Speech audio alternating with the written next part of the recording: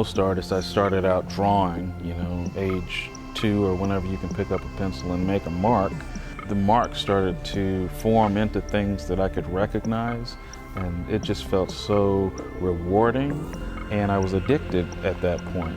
And so it's manifest here in this show, and we've just taken, 20 years worth of the development of my own cosmology, and it's exploded out here onto these walls. At the center of that universe, I created this character called the Mound, and it's this half human, half plant. Basically, it's a stand-in for the earth and a pincushion for all of humanity. It's sort of, we take all of our troubles and we place it onto this beast. So they're very pathetic characters. The vegans, I set up that they're misguided. I hesitate to call them evil sometimes. They're just these misguided goblin characters that live under the earth and hate mounds. So that opposition was set up a long time ago. And as a kid, I was really into all kinds of satire. Like, I loved looking at political cartoons, even if I didn't know who they were lampooning. Like, I don't know who that figure of state is or who this, this person is. They're obviously famous, and someone saw fit to, do this absurd cartoon of them. But I just was really drawn to how grotesque the criticisms were. And I started doing my own. Back as a kid, I would draw caricatures of people, especially ones that I didn't like. And it's like, okay, I'm gonna turn my teacher into a dragon, or I'm gonna put devil horns on her and have her have this crazy tongue. And that was a lot of fun to me. And the older I got, the more I started looking at traditions of caricature and satire, which every culture has their version of critique, and it's manifest in the graphic history there.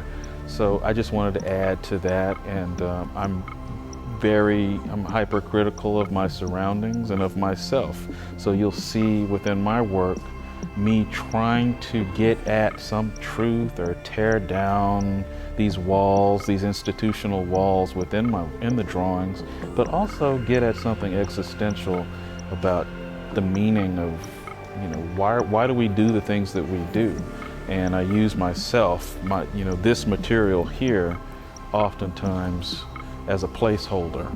So I become that pincushion for all the troubles of the world. It's very self-deprecating, but then, that oftentimes comedy is self-deprecating. Over the course of 2 years, it was very abstract. Valerie and I were going through my archives in my studio, picking out things from my sketchbooks, from folders, stuff that had never really been seen by anybody but me. I made it for myself and never thought I would show it. So when this opportunity came along, it was amazing, and I thought, wow, it'll be so cool to see this next to these other examples of things that have already gotten out there in the world and have this sort of exhibition history.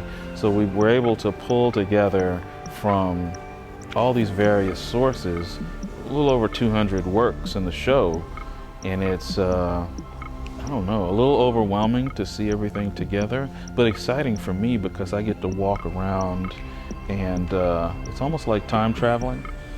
And I feel like I'm being re-educated on how to be me again, to relearn some of these steps that I went through to get to these different results. I don't know, I'm just very excited.